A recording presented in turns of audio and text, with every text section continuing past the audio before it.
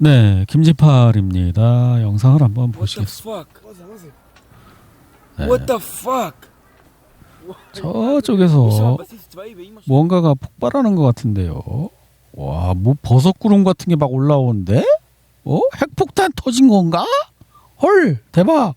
어마어마한 게 뭐가 폭발한 것 같습니다. 네, 이것은 어디냐면요. 베이트 셰메시라는 그 이스라엘의 유명한 군사 도시가 있습니다. 근데 이 군사 도시에는 이상한 게 있어요. 여기 이거 눌러보면은 이게 뭐냐면은 그거거든요. 그 스트리트 뷰 구글 차가 지나다니면서 길거리를 다 찍는데 베이트 셰메시는 그런 게 없습니다. 야, 요런 동그란 거 파란 거 요건 뭐냐면은 동네 사람들이 올린 거예요. 3D 카메라 360도 카메라로 찍어서 동네 사람들이 올린 거 이런 것만 있고 실제로 구글이 그 차량 타고 가서 찍은 건 없어요. 예, 신기한 도시입니다. 여기가 어떤 소문이 있냐면 요쪽 여기가 이제 시가지 같고 요쪽에 산 이런 데에 땅굴을 파고 여기에 핵탄두를 보관했다는 소문이 있는 도시예요. 예, 그리고 여기를 그 이란이 탄도미사일로 몇 번을 공격한 적이 있는 그런 도시입니다. 여기 잘 보면은 이런 것도 있어요. 군사시설 같지 않습니까? 뭔가 탄약고 같기도 하고, 예? 아니면은 대포가 이렇게 모르겠어요. 뭔지 모르겠는데 군사시설 같은 것 같기도 하고, 뭔가 거대한 폭발이 있었던 것은 확실해 보입니다. 베이트 셰메시에서 대규모 폭발이 발생했으며 이스라엘 언론은 이를 통제된 폭발이라고 보도했습니다. 그러나 현지 언론에는 계획된 통제된 폭발에 대한 경고나 정보가 없었기 때문에 사고에 더 가까운 것으로 보입니다. 뭔가가 폭발한 거는 확실한 것 같습니다. 그게 뭔지는 모르겠는데 예, 막 핵 버섯구름 같은 게 막 올라오고 있죠. 예, 뭔가가 폭발성 물질이 지금 불이 붙어갖고 난리가 난 것 같아. 근데 굉장히 멀리서 찍은 영상밖에 안 나와. 그러니까 뭐예요? 저기는 사람들이 핸드폰을 갖고 가까이 갈 수 없는 먼 곳에서 찍은 영상만 나온다는 거죠. 예. 예, 이것은 이란 국영 TV는 이란이 호르무즈 해협에서 어떤 규정을 지키지 않은 그 유조선을 납포한 장면을 또 이렇게 올렸다고 합니다. 네. 이란 주변 해역에 배치된 미 해군 항공모함과 호위함들이 공습 재개 가능성에 대비해 점차 재획 집결하고 있다. 특히 미국 에이브람 링컨으로 추정되는 함정이 평소보다 이란 해안에 더 가까이 접근한 것이 목격돼. 멀리 떨어져야 되지 않나? 더 가까이 접근한다면 그거 공격당하면 어떡하려고 가까이 접근하는 거지? 미 해군 항공모함 제럴드 R 포드함이 326일간의 해외 파병 임무를 마치고 노퍽으로 복귀해서 미국으로 되돌아갔다고 합니다. 네. 미 연방수사국은 이란을 위해 간첩 행위를 한 혐의로 기소된 전직 미 육군 병사이자 방첩 요원인 모니카 위트의 체포 및 기소로 이어지는 정보에 대해 20만 달러의 현상금을 걸었습니다. 안 잡혔다는 건가 이 사람? 미군인데 그 국가 기밀을 누설했대요. 아마 이란한테 이제 했나 봐요. 이 사람이 원래 이란 교포 출신이었는 모양이지. 이런 거 의미 없어요. 뭐 참나. 지금 살고 있는 나라에 충성하세요. 바보 같은 짓을 하고 있어요. 내 인생이 중하지 지금.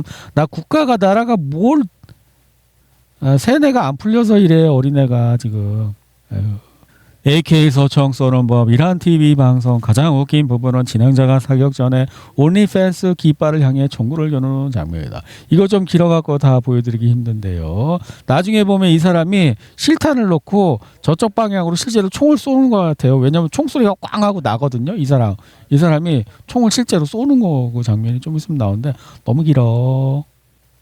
블룸버그 통신은 이란과 중국 관리들의 발언과 호르무즈 해협의 해상 교통 상황을 추적하는 분석가들의 말을 인용해 트럼프 대통령이 중국 방문 기간 동안 호르무즈 해협 개방에 대한 진전을 이루지 못했다고 보도했습니다. 그냥 왜 갔는지 모르고 그냥 실패하고 온 그 게임이에요. 세계는 새로운 질서의 문턱에 서 있습니다. 시진핑 주석이 1세기 만에 볼 수 없었던 변화가 전 세계적으로 가속화되고 있다고 말했듯이 저는 이란 국민의 70일간의 저항이 이러한 변화를 가속했음을 강조합니다. 이란 국회의장 모하마드 바게르 갈리바프가 매우 동기부여가 되는 글을 올렸습니다. 그래서 이제 이 사태를 제가 계속 보니까 언제 그러면 미국이 그 이란을 공격할 것이냐. 지금 공격할 것 같다고 얘기가 막 나오고 있거든요. 그래서 지금 조사를 해봤는데 미국 원유 선물 시장 예? 안 움직이고 있어요. 지금 움직이게 만들려면 어떻게 되죠? 트럼프가 지난번에 고점에서 공매도를 때리고 여기서 공매도 포지션을 회수를 하고 그다음에 저점 매수를 했다고 가정하면 올라야 되는데 지금 자기가 저점에서 매수한 걸 충분히 팔지 못했다는 그런 계산이 맞다. 김진팔의 가설이 맞다 그러면 이거 더 올라야 된다는 얘기 아니에요? 그러면은 언제쯤 전쟁을 또 시작해야 할 것이냐. 핵잠수함을 보여줬어도 꿈쩍도 안 하는 예? 유가, 석유가, 선물 시장, 실물 유가 말하는 거 아닙니다. 선물, 종이 그 말하는 것입니다. 자, 이 시장에서 어떻게 올릴 것이냐 실제 전쟁을 하는 수밖에 없는데 그럼 언제까지 전쟁을 시작할 것이냐 그 예측의 근거는 무엇이냐. 네, 이게 이번 달 달력인데요. 오늘이 17일이거든요. 그런데 자, 이번 달 선물 시장 닫는 날짜가 어떻게 되는 거냐면 25일 기준으로 3영업일이랍니다. 그러면 어떻게 돼요? 25일은 월요일이잖아요. 그죠? 그러면 일요일 빼고 토요일 빼고 자, 하루 이틀 20일 아니면 21일 아니면 이 둘 중에 하나예요. 아, 그러면은 어떻게 돼? 만약에 저점에서 트럼프가 예? 저점에서 매수를 했는데 이걸 아직 다 못 팔았다. 그러면 이 날짜를 지나면 어떻게 돼? 이거 현물 인수해야 되는데? 안 되겠는데? 월요일 날부터 전쟁 시작해야 되는 거 아니? 전쟁 시작하면 바로 튀겠지? 그럼 그때부터 부지런히 팔아야 되겠지? 예, 제 가설이 맞는지는 월요일 날 전쟁이 시작되는지 안 시작되는지 보면 알겠죠. 네. 뉴욕 타임스 보도에 따르면 트럼프 대통령의 중국 방문이 이란과의 전쟁 종식 합의 없이 마무리된 후 금요일 유가가 급등한 반면 증시는 폭락했습니다. 그러니까 이 유가 급등은 실물 유가 말하는 것 같습니다. 선물 시장은 꼼짝도 안 하고 있습니다. 왜냐하면 트럼프는 선물 시장에서 올라고 내려오고 해야 되거든요. 근데 실물 유가를 트럼프가 어디다 뭐 짱박아 놨다가 정유해서 팔 거 일은 없잖아요. 이 직후 미국과 이스라엘이 이란 영토에 대한 공격 재개를 적극적으로 준비하고 있다는 사실이 알려졌습니다. 폭격은 다음 주에 재개될 가능성이 있습니다. 이것이 대만과 관련이 있는지는 곧 명확해질 것입니다. 한 가지 지표로 중동에서 미국과 동맹국들이 목표를 추적해온 미자르비잔이라는 회사의 활동을 이제 중국 회사인데 딱 찍어보니까 야 얘네들 전쟁할 모양인데 미국 놈들하고 무기 엄청나게 펌핑하고 있어. 이런 사진이 나왔다고 합니다. 이란에 대한 새로운 공격이 며칠 내로 시작될 수 있다. 뉴욕타임즈. 트럼프 대통령의 참모들과 국방부 관계자들이 가난한 작전 계획을 마무리 짓고 있다. 뉴욕타임즈에 따르면 이란의 지하 핵시설에 대한 대규모 폭격과 특수부대 기습 공격이 논의되고 있다. 그게 언제일 거냐는 거죠. 조금 아까 제가 계산해보면 마감일이 21일 정도 되는데 그 전에 이거를 판매를 안 하면 석유를 판매를 안 하면은 실물을 인수해야 된단 말이에요. 그럴 수는 없지 않겠어요? 빨리 팔아야 되는 거 아니에요? 그럼 월요일부터 전쟁 벌써 시작됐을지도 몰라요. 지금 오르고 있다잖아요. 예? 이스라엘 고위 관계자는 이란과의 전쟁 재개는 불가피하다고 NCB 통신을 통해 밝혔습니다. 이스라엘도 이란과의 전쟁은 다시 시작될 수밖에 없다. 시간 문제다. 그런 얘기죠. 오렌지색 창문 하려는 녀석이 뭔가 이거 뭐야? 트럼프가 올렸다는 것 같은데 배에서 드론이 날아가는데 레이저를 쏴서 터뜨렸다는 거야?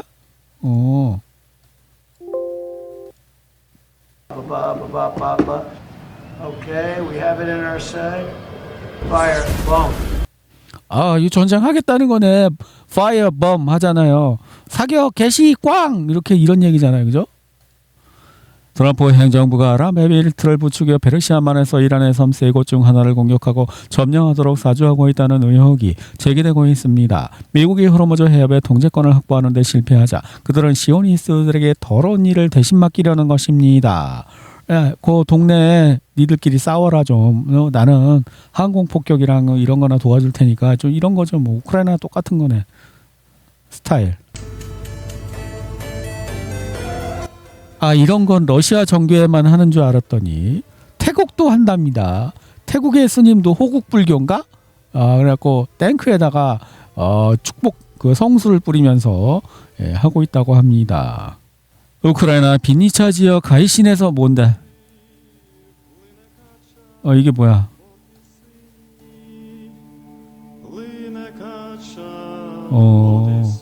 이 사람들 초상화 같은데? 전쟁터에 나와 죽은 사람? 우크라이나 비니차 지역 가이신에서 촬영된 영상이 온라인에서 큰 화제를 모으고 있습니다. 인구 2만 3천 명에 불과한 이 마을에 골목길은 전쟁터에서 전사한 지역 주민들을 기리는 곳입니다. 사람들은 이곳을 참사라고 부릅니다. 와, 엄청 많은데? 와, 여기서 이렇게 많은 사람이 전쟁터에 끌려가서 죽었단 말인가? 헐, 여기도 있어. 오. 네, 우크라이나에서 또 버스에서 출근하는 남자를 잡아서 전쟁터에 끌고 가고 있습니다. 네. 그리고 이제 그 오데사 지역에서 군 모병관들을 또 한 무리의 남성들이 또 떼거리로 쫓아냈다고 그런 것도 있고. 첫 번째 포격 이후 이주민들이 우크라이나 기업체에서 탈출했다. 그 닭 공장이 있대요. 가금류 공장이면 닭 공장 아닙니까? 가금류 공장에서 첫 외국인 노동자들이 도착한 것은 2025년 말이었다. 첫 포격 이후 그들은 상황이 견딜 수 없다고 판단하여 무단 이탈했고 이로 인해 전체 그룹의 허가가 취소되었다. 외국에서 사람 데려왔고 자국민은 전쟁터에 내보내서 죽이고 그다음에 이제 그 사람들 대신 외국에서 노동자를 데리고 왔는데 걔네들은 폭탄 터지니까 도망가고 야 난리 났네. 모두에게 이 영상을 다시 한번 상기시켜드리고 싶습니다. 2014년 우크라이나 TV 채널 중 하나에서 도네츠크 사람들을 얼마나 많이 죽여야 하는지에 대해 논의하는 영상입니다. 러시아 TV에서 이런 식으로 어느 지역을 파괴해야 할까요? 그곳에는 불필요한 사람들이 많고 그들은 마땅히 되어야 할 사람들이 아니니까요 라고 논의하는 모습을 상상해 보세요. 오데사 지역에서 또 우크라이나군 무인 항공기 작업장의 이스칸데르 러시아가 또 공격했다고 합니다. 그리고 이런 거또 뭐 파브 3천 떨어지는 거, 뭐 기타 등등 또 전쟁 뭐 폭탄 터지는 거, 러시아 헬리콥터에서 미사일 이렇게 발사해 갖고 우크라이나군 공격하는 거, 그리고 뭐 공격받아 갖고 불타는 거, 네 굉장히 많이 나오고 있죠. 터키에 우크라이나 드론이 떨어졌답니다. 그래서 아파트에 개인 아파트에 이렇게 처박아갖고 그 소방차가 출동하고 난리가 났다고 합니다. 이거 그 드론 부품이라고 합니다. 네. 여기 이런 것도 떨어져 있고. 네. 우크라이나 국방부 장관 고문 세르게이 플래시 베레스트오시기는 게라늄 전투기가 뭐 안테나 새로운 거 달았고 뭐 전자전 시스템도 있고 뭐 그렇다고 합니다. 일부 우크라이나 소식통에 따르면 동일한 러시아 항공기 5세대 스텔스 전투기 스호이 57이 5주 연속 국경지대에서 활동하고 있다고 그래서 뭐 패턴이 어떻고 뭐 그렇답니다. 러시아군 총참모 총장은 서부 집결군을 시찰했으며 주요 사항은 뭐 어찌어찌 잘 싸우고 있다 그런 얘기죠. 러시아 국방부는 그 우크라이나 드론을 대량으로 138대 요격 격추했고 네. 우크라이나 이 땅 너네 지도만 보면서 땅을 조금 먹어서 전쟁 못한다고 그러는데 그거 아님 김지팔이 얘기한 거랑 똑같은 얘기를 하고 있어요. 예. 그리고 이 얘기도 하고 있어요. 야 우크라이나가 대규모 러시아 공세할 거다. 그리고 우리가 잘 먹었다 그거 하는 건데 다 개뻥임. 우리는 그런 식으로 전쟁 안 함. 김지팔이 했던 얘기 그대로 따라하는 것 같은데 얘 김지팔 채널 보고 있나? 우크라이나 분쟁의 핵심 쟁점 중 하나는 제공권 장악과 공중 지원이 지상 작전의 성공을 결정짓는다는 격언이 재확인된 것이다. 그러면서 이제 파브 드론만 중요한 게 아니라 사실은 파브가 더 중요하다. 그런 이야기를 하고 있습니다. 폭발력하고 가격 대비 성능 비용이 파브가 훨씬 좋다는 것입니다. 드론보다. 그리고 지금 이제 러시아가 지난 2025년 1월부터 지금까지 땅도 많이 먹었다 이런 얘기를 하고 있는 거예요. 그러니까 러시아도 일반인들의 시선을 그 압박을 땅을 왜 못 먹었냐라고 하는 이 압박에서 완전히 자유롭지는 않은 것 같아요. 만약에 제가 지휘관이고 이 전쟁에서 러시아 측 지휘관이고 그런 땅에 대한 압박에서 완전히 자유롭다면 이렇게 하지 않을 거예요. 그러니까 벙커든 뭐든 엄청나게 그 강화를 해. 그 다음에 병사들을 거기다 숨겨. 그런 다음에 우크라이나에 드론이 하나도 없을 때까지 유럽이 준 돈 900억 달러로 만든 드론도 싹 다 없어질 때까지 유럽이 완전히 탈탈 거지돼 갖고 드론을 한 개도 우크라이나에 줄 수 없을 때까지 드론전을 계속하는 거죠. 소모전을. 그런 다음 우크라이나 너네 드론 하나도 없냐? 알았어. 야 참호 있던 거 방카에 있던 우리 군이 나와. 점령. 이렇게 할 거예요. 근데 그렇게 못하죠. 왜? 예, 여론의 압력을 받는 거죠. 왜 땅을 이렇게 못 먹었니? 그러니까 자유롭지 못한 거예요. 네, 말리에서 러시아의 아프리카 군단이 이제 그걸 사용하고 있대. 집속탄 이게 그 야구공 같이 생겼잖아요. 집속탄 뿌리는데 이 드럼통 같은 통 속에 들어있나 봐요. 여기는 이제 들어보면 안에 텅텅 비어 있거든요. 이 안에. 근데 여기서 아마 이런 게 나오는 모양이에요. 그래서 러시아도 이제 그 이민 문제하고 그 자국민 그 문제 때문에 이민을 받았었는데 얘네들 안 좋다. 끼리끼리 모여서 샤리아법 만들다 그러고 자기네 동네는 막 러시아 사람들한테도 너 머리에 못 뒤집어 써라. 살 내보이지 말라 이런 거 하고 그래서 짜증나서 우리 이제 이민 안 받아들이고 우리 러시아 사람들 애 많이 낳도록 하는 정책을 하겠다고 합니다. 그리고 러시아 정교회 신자 수가 감소하고 있는 것도 이민과 관련이 있다고 합니다. 이슬람교인들이 자꾸 많이 들어오니까 정교회 신자 수가 감소한다는 진단입니다. 그리고 러시아는 이 전쟁이 끝난 다음에 그 돈이 많이 풀려갖고 인플레가 날 수 있는데 그 문제를 어떻게 해결할지 그것도 고민이라고 합니다. 푸틴의 새로운 법령, 트란스니스트리아발 우크라이나에 대한 위협, 키예프의 히스테리. 트란스니스트리아는 어디냐면요.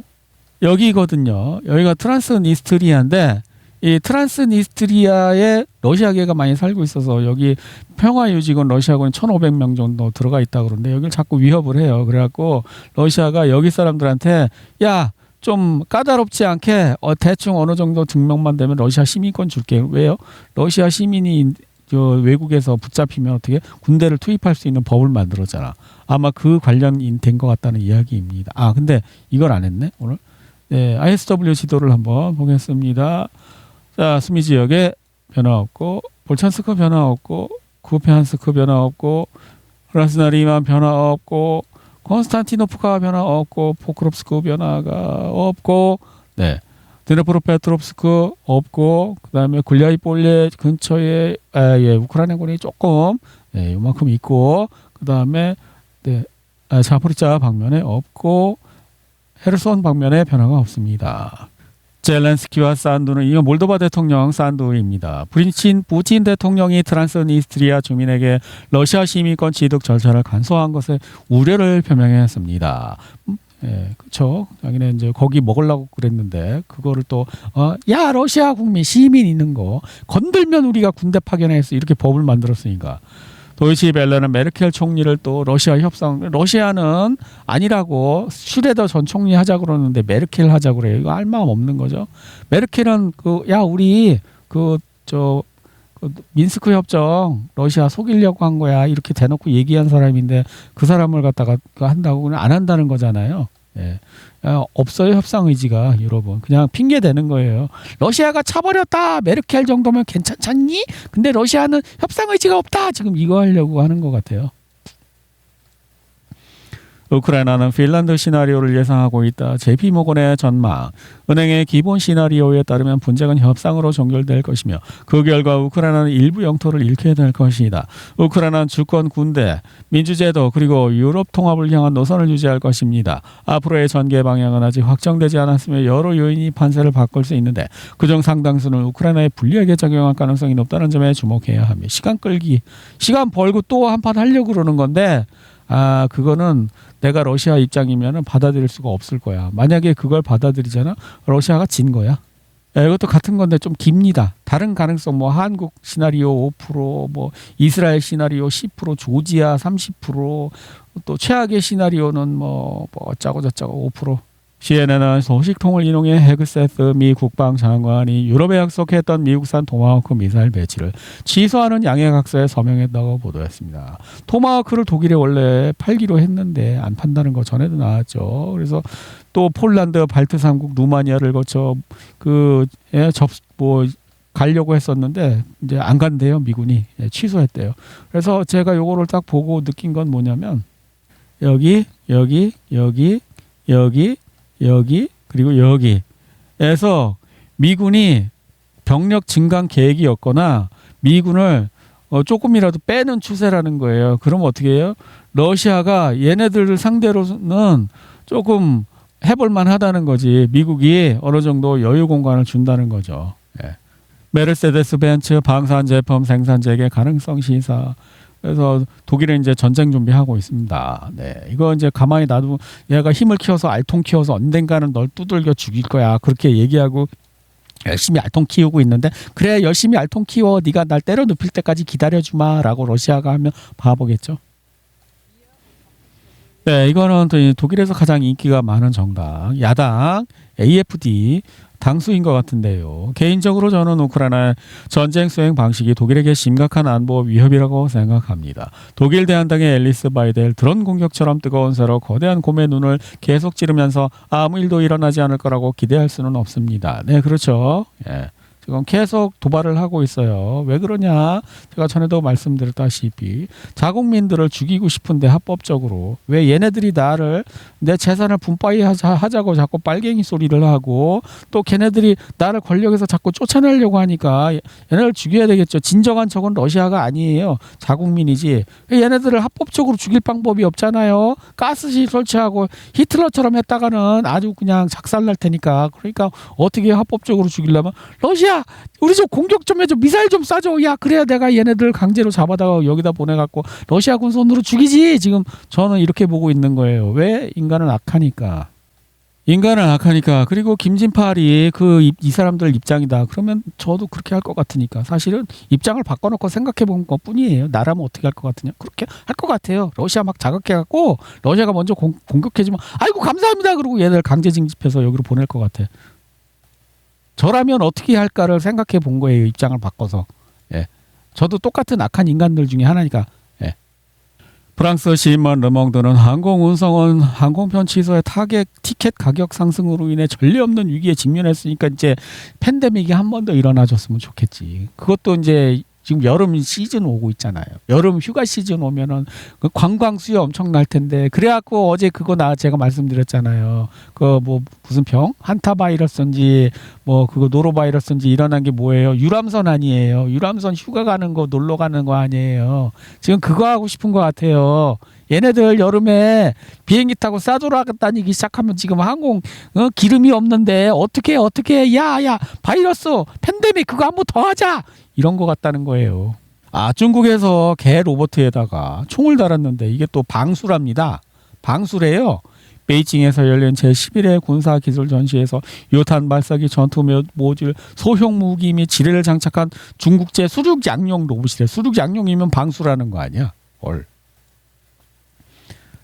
트럼프 경호원들이 차 닦는 사람인가 봅니다. 세차장에서 뽑았나 경호원들을? 좀 모양 빠지는데 경호원? 어디지? 이탈리아. 네, 이탈리아에서 어떤 사람이 차로 사람을 치고 칼로 막 하려다가 시민들이 붙잡았다고 합니다. 근데 이거 하지 마세요, 한국에서는. 이러다가요, 이 범인이요, 땅바닥에 얼굴이라도 긁혀서 살짝 생채기라도 나잖아요. 그러면은 쌍방 폭행으로 전과자 될 수 있어요. 한국에서는 법이 그러니까 그냥, 저 사람 얼마나 인생이 살기 힘들었으면 칼부림까지 했을까. 나한테 칼을 부림을 안 해줘서 정말 하나님 감사합니다. 이렇게 하고 그냥 지나가시기 바랍니다.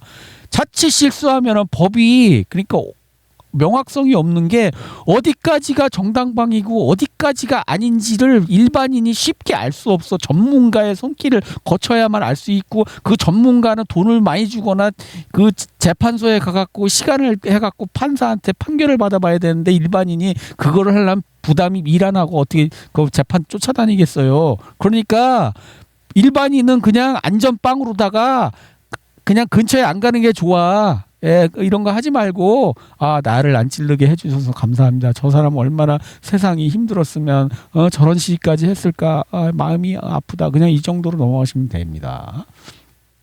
영웅 나는 거 원치 않아요.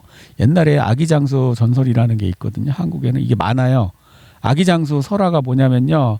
아기가 태어났는데 아기가 너무 힘이 센 거야. 근육이 울퉁불퉁하고 이런 식으로. 이런 아기가 태어난 거지. 그러면 얘를 미리 잡아갖고 동네 어른들이 이런 아기가 태어나잖아. 그러면 이 한국의 옛날 조선시대나 이럴 때 이런 아기가 태어나면은 동네 아저씨들이 얘를 잡아갖고 쇠꼬챙이를 시뻘겋게 불에 달궈갖고 이 팔뚝 있잖아. 쇠꼬챙이를 시뻘겋게 달궈갖고 이 팔뚝 여기 힘줄을 끊어. 그래서 힘을 못 쓰게 해. 왜 그런 줄 알아? 얘가 나중에 국가의 반란을 일으키잖아. 그러면 그 동네 전체 한 마을 전체를 학살할 수도 있어. 조선시대에 그런 그 이야기가 내가 있다고 내가 텔레비에서 그 다큐에서 봤어. KBS에서.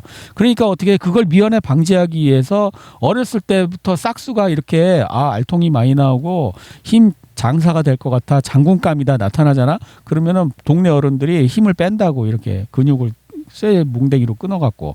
그러니까 한국 사람들은 그 영웅이 나오는 것을 좋아하지 않아요. 예, 정부에 반역할 수 있는 이런 가능성 있는 걸 싹수를 자르고 싶기 때문에 아마 법도 그래서 그렇게 돼 있나 봐. 애매하게 만들어 갖고 여차하면은 걸어 넣는 거지. 그러니까 한국에서는 뭐라고? 한국에서는 이런 짓 하지 말라는 거예요. 예. 그리고 이분 제가 재밌는 쇼츠를 봤는데요. 유튜브에서. 이분이 이제 노가다 티어 여기가 이제 1위고 2위고 3위, 4위 5위. 그래서 이 사람들이 좋다는 거예요. 왜냐하면 돈을 많이 준대.